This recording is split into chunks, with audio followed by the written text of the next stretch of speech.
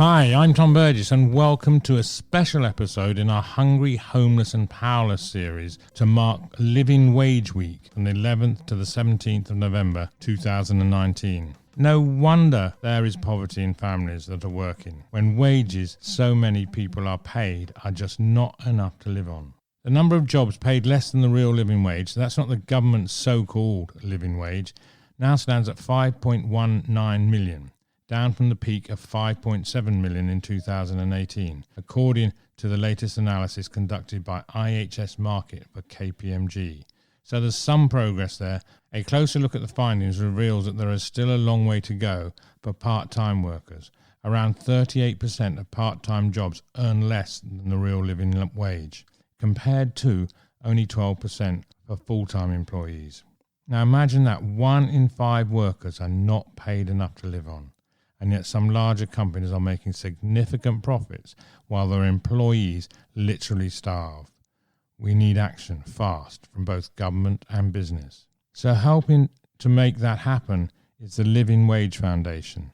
And to find out why we need a living wage, a real living wage, I spoke with director Catherine Chapman. Also in this episode, we will hear about how the original living wage calculations came about. I talked with the Reverend Paul Nicholson, who initiated the first research into what minimum income was needed for a basic standard of living, which then became the basis for the real living wage. Paul went on to found Taxpayers Against Poverty, which campaigns relentlessly for minimum income standards and truly affordable housing, as well as bringing you this podcast. So I started by asking Catherine why the living wage is so important.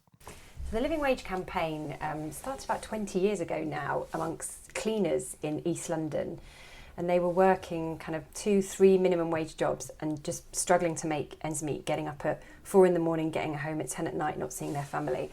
And it really started amongst those communities in East London who kind of got together, organised by what was then London Citizens. You know, they came up with this idea of the living wage and they started to campaign for it. They were talking to kind of big banks, hospitals, people like that at the beginning. They marched down Mile End Road. So it was very much a civil society-led movement. You know, one of the key turning points came when the first London living wage was calculated back then under the GLA, and it's had kind of support from the mayors of London since then. And in 2011, the Living Wage Foundation was set up, and that's to accredit employers with a badge. You get the living wage logo, and that means you pay all your directly employed staff the living wage, but also crucially your on-site contractors, so cleaners, security guards, caterers, because that's really where the campaign came from.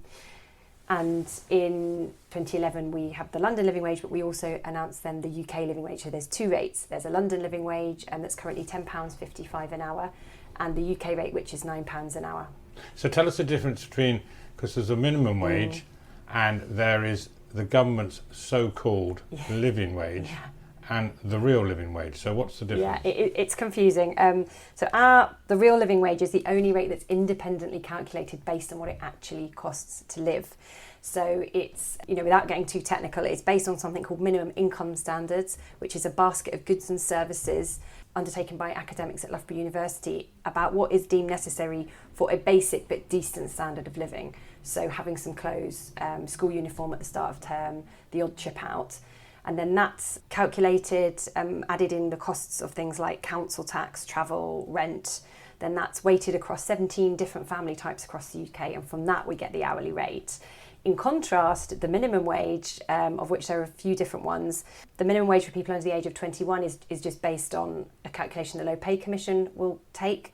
And the government's national living wage, which was announced in 2015, is projected to be 60% of median earnings. So it's completely separate calculation to a needs-based rate, which is what ours is, and is what we've been kind of calculating now for sort of 9 years. Because the government's one is not a living wage, is it? Not a living wage. So to be really clear, and it's currently £8.21 for people over the age of 25, and it's, as you say, it's based on median earnings. It's not based on what it costs to live, which is what our calculation is. It's originally based on social rents, but now so many people on low incomes are being forced into private rental, which is a lot more expensive.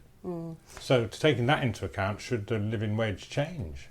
In 2016 we set up a living wage commission because we wanted to make sure that we had the most robust calculation we could and we had the right kind of governance in place, and that's got living wage employers on it, it's got Francis O'Grady from the TUC, it's got Bishop, it's got experts, and they will oversee changes to how the rate is calculated, but as just described, it is based on a methodology. At the moment, that includes the private rental sector for singles and couples, but it does at the moment assume that people with families live in the social housing sector. So it takes into account both. But one of the things about the Living Wage Commission is it will keep things like that under review, and because its remit really is to make sure that the calculation is rooted in what it costs to live. So how many people are affected by, not having a real living wage? There's still, believe it or not, over 5 million people in the UK who are earning less than the real living wage, and that's nearly 1 in 5 workers. Every year we calculate these rates, and it's been around 1 in 5 for a long time now, so this is still a very real problem. In-work poverty in the UK is something that is some people might find quite hard to kind of understand, but it is there and it exists.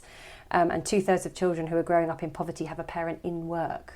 So it's really something that is a real issue, and we hear all the time in the campaign from workers who have received the real living wage and the difference it makes. And one of the stories that always springs to mind, and she's become one of our best advocates and campaigners, is Lynn. She's a cleaner at Aviva in their Norwich offices, and obviously you think Aviva, a big FTSE 100 company, but this is the point about it applying to contractors as well. She's in her 60s, she's the carer for her granddaughter, and when she received the real living wage, when Aviva became an accredited living wage employer, it meant that she could take her granddaughter Hannah out for the odd meal out, and also crucially she was able to save up for a laptop so that Hannah could do her homework. That's the difference a living wage makes. We hear from families that means they're not having to worry at the start of the school term, panicking because they can't afford the school uniforms, or we're just heading into Christmas time, and that can be a really stressful time of year if you're on low income. So it's about making sure that people have a decent standard of living, they're not stressed out and worrying about day to day making ends meet. And that also means that they're free there to participate more fully in their life more broadly, more time with families, with communities. And you wonder why politicians don't stand up and say, we've got to increase the living wage now. Yeah. Or increase the minimum wage now to a real living wage, or even more. Yeah. Why don't they do it? Well, there's lots of pledges at the moment, but our campaign is about employers taking action now, and that's what we've always done for the past sort of 10 years. And there are plenty of good businesses out there that are wanting to stand up to that and do the right thing. That's why we've now got 6,000 employers across the UK. We've got over 1/3 of the FTSE 100, but also thousands of smaller firms. And these range from household names like IKEA, Barclays, but also down to lots of coffee shops and businesses like that are doing it because they do want to stand up to the indignity of in-work poverty. We've had fantastic growth this past year. We've had nearly 1,500 new accreditations. Good businesses are realising that this is not just the right thing to do morally, but it is also good for business. We've got plenty of examples where, it's not rocket science. If you pay people fairly and they're not stressed out about making ends meet, they're more motivated at work, they're more productive. You see absenteeism and reduce and staff turnover reduce. So it really does make sense for the business, as well as it obviously being the right thing to do for families. Someone's got to set the rules of the game, and this is the rules of the game. And also, from a sort of taxpayer's point of view, we're topping these wages up with welfare. We obviously want to help these people, but effectively the taxpayers subsidising company profits because they're not paying decent wages. Well, that's it. It's kind of the real living wage works for everyone, really. It works for society and community, but also the economy. And another kind of benefit to it was we did some research published over the last year that if you lifted, I think we looked at the 10 sort of city regions, if you lifted 1/4 of the population up to the real living wage, you'd see returns totalling around about £1 billion, which is a combination of kind of increased tax receipts, but also when people have more money, they spend more. So it boosts consumer spending and it boosts local economies. So it works on a number of levels. And, that is why we are seeing more and more businesses signing up. They don't want the indignity of in-work poverty, but it also makes sense. And you get the argument sometimes, don't you, from sort of smaller businesses that will say, well, it's going to make a big difference to me. And sometimes it gets misreported in my view, but the fact is it has been shown, am I right, that even for smaller businesses it's a benefit. Interestingly, over 80% of our 6,000 businesses are actually small businesses, which people often find quite surprising. if you think of a small business, and we talk to them all the time, like I was talking to a coffee shop owner not that long ago, and he's really clear that he wants to attract the best people. Having people who are working with you to run your coffee shop, for example, they have to be engaged and motivated at work, and he also wants to feel morally that he is doing the right thing by them. By signing up to the living wage and kind of almost outsourcing that decision, you know that you were always paying fairly to your employees. And we've had some research done by an academic at Middlesex University a few years ago that showed again the real benefits to small businesses of paying the real living wage. So it's kind of often counter to what people think, but we see some of our strongest growth among small businesses who are more and more signing up with us. Well, that's good, because I mean it's also shown, isn't it, that people will buy. People are getting more socially aware from who they buy from, and there's more pressure on us to sort of adjust our behaviour. But companies that's with a social purpose, or companies that are looking after their staff, people buy more from companies that they feel aligned with. Absolutely, and we would say to anyone out there listening, if you going into a shop or for a meal, ask, are you paying a living wage? Think about that when you're going to places. We have on our website an employer map where you can find out locally living wage employers. But, ask the question, get it out there on the agenda so that people are starting to think, oh, if I'm not, why am I not? And they can hopefully come and sign up. So does the living wage take into account the income tax? It also seems crazy to me that people are paying income taxes on their income over 12,500, and yet that's not even enough to live off. Yeah, the rate is calculated. Yeah, it will take into account the policy landscape, so it will take into account taxes but also the benefit system and universal credit and so on. So it takes that whole picture into account to get to land at that sort of hourly rate. So where there are policy shifts, it will have different impacts on the rate itself. So that is taken into account in the calculation, yeah. But still people are getting taxed on income, even if it's below the government's living wage, let alone the real living wage. Is that right? There's lots of different ways to look at how people's incomes and kind of what's driving the increases and the decreases. And I suppose this is ultimately about looking at that balance between earning, taxes and benefits and thinking, have we got that right? And we think, there is a strong case that when it comes to earnings and wages, employers really should be looking at that and thinking, am I doing the best that I can? Am I paying a living wage? And am I making sure that I'm paying it to everyone who works here, including the cleaners and the security guards that ultimately mean that I can run my business? Coming to Living Wage Week, where you've got a real focus. Yeah. What's happening with Living Wage Week? So it's really exciting. It's our biggest week of the year. The main thing is it's when we announce the new living wage rate. So the living wage rates are uprated annually to reflect increases in cost of living. So there'll be the new London living wage and the new UK rate announced on the Monday morning. And then really it's a celebration of the network of living wage employers. It's a big moment to sort of talk about what we do and encourage other employers to sign up. We've got events happening across the country. We've got an event in London with the Mayor of London. We've got events in Salford, Birmingham, Newcastle, Norwich, Leeds. I could go on, Wales, Scotland. So lots of things happening. What sort of events are those? So there'll be events with living wage employers to talk about why they should pay the living wage and bring in some prospective new living wage employers. We've also got other kind of champions and advocates from kind of local councils and metro mayors, as well as leading living wage businesses. And the other thing we're doing this year, which is very exciting, is we're launching some new living wage cities. It's really looking at how can you encourage actors in a local place to come together to think, actually, how can I make my city or town more of a living wage city and boost the number of living wage employers there are. So we're really excited that we're going to be launching some new living wage cities, and we'd love to use the week to try and encourage other places to get on board with that. It's a really exciting kind of new way of working and really helping to tackle that problem of in-work poverty, but also it kind of the local effects of it. But what can we the people do to make these sort of things happen? I think it's just about raising awareness of it and asking those questions. So thinking when you go to a shop or you're buying something, is it from a living wage employer? Asking that question, and perhaps asking your own employer if they're living wage accredited.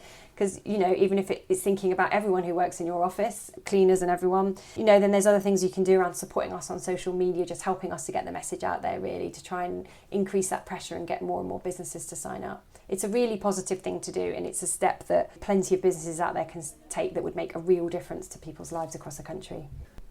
So we've got 5 million people are living effectively in work poverty because they're not being paid enough. When is this going to get fixed? We need to see more employers signing up to pay a real living wage. We've seen huge growth. We've got 6,000 employers, but we know that there's plenty of good businesses out there that could sign up and make a difference to those people's lives today. So we say, get in touch, get in touch with the Living Wage Foundation. We'll support you through the journey of becoming accredited, but make that call, think about the way that you as a business can be transforming people's lives. Thanks for that comprehensive overview, Catherine. We wish you and your team continued success in ensuring that more working people in our country can afford to live. We now talk with the Reverend Paul Nicholson, who initiated this first research into minimum income was needed for a basic standard of living, and that then became the basis for the real living wage. Paul will explain his story, which is also featured in other episodes in this Hungry, Homeless and Powerless podcast series. We couldn't begin to understand how any government could decide to tax benefits without knowing whether or not those benefits could actually afford food. And they'd done exactly that. They had no idea of how much is enough before they taxed it. So therefore, I found, by ringing up the TUC and various other people, an outfit called the Family Budget Unit. Amazing woman who'd been working on this for years, called Mimi Parker. I asked her, I said, look, would you provide us with a research proposal? But don't make it small, make it for 100,000, because if we're going to do this job, it's got to be done properly. And you've got to have all the money you need to do it properly. And so she did. She produced this research proposal for 100,000, and blow me down, that moment, Lord Sainsbury, David Sainsbury of Sainsbury's, arrived in our parish and bought a beautiful estate called Turville St Albans. And so I wrote him a letter saying, here is this research proposal. Sorry to greet you with a blockbuster like this, but I'm looking for £100,000. And to my absolute delight, his trusts, the Gatsby Foundation, produced 40,000. Again, by happy coincidence, Richard Curtis was filming The Vicar of Dibley in my parish, and he asked me to baptise his children. And after we'd done the preparation for parents of baptism of their children, I said, look, I need to tell you something about what I'm up to. He'd just founded Comic Relief. So he was absolutely on tune about what needed to be done and what was being done. And bless his heart, he provided 10,000, and Barclays provided 10, and Bernardo's 10,000, and we got to 100. But one of the nice points about it is the one that switched it on from no-go to go was Richard Curtis and the Vicar of Dibley. And indeed, it tells you that they funded minimum income standards. But having got the research done, I took the research off to Unison and to London Citizens. I was a trustee of London Citizens, and two excellent, very, very, very able women, Catherine Howarth and Deborah Littman, took this on into GLA Economics, and the Greater London Authority and the Mayor, who was then Ken Livingstone, were persuaded by Citizens UK campaigning and by the excellent work of the two women of Unison and London Citizens to launch the London Living Wage based on this research that we had commissioned from the Family Budget Unit in 2001. The family budget went on doing it for a while, but it was just impossible to raise 100,000 a year, and thank goodness the Joseph Rowntree Foundation took it over in 2008, have been doing the research for minimum income standard ever since.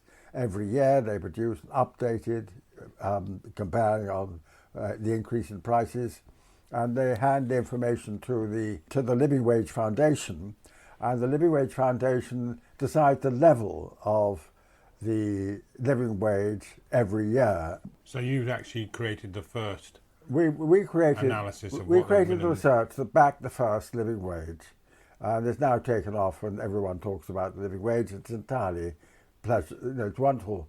I have a similar feeling. I was a wine merchant before I was a priest, and I launched a coffee liqueur called Kahlua. 50 years later, I now see a bottle of Kahlua in any bar or any shop. I'm absolutely thrilled to bits, and I get the same feeling every time I hear anybody mention the living wage, because we produced the first research which got the living wage going. And how about the Kahlua? Are you still drinking it? I haven't had it very recently, no. It's very good. I wouldn't say anything else about it. So if all businesses and government organisations paid the real living wage, imagine the transformational impact on the lives of 5 million people, as well as the boost to economic growth and the general well-being of our nation. So why don't we do it? Well, we can, but it's up to us to make change happen. What do you think? To find out more about the real living wage, go to livingwage.org.uk, or please go to our website taxpayersagainstpoverty.org.uk, where you can contact us if you would like to comment, donate or get involved. And there's more info on realagenda.org. Coming soon on The Real Agenda, there's a 3-part interview with Julian Richer, founder of Richer Sounds, the home entertainment retailer, and a great supporter of the real living wage and other sensible reforms that would be game-changing for the less fortunate in our society. Plus, every Friday, listen to the weekly Wake Up, where we talk about the real agenda and the answers and action we can take to bring positive change urgently. So, thank you for listening. I'm Tom Burgess on behalf of Taxpayers Against Poverty. This podcast is a partner with the Real Agenda network of podcasts for political change. More at realagenda.org.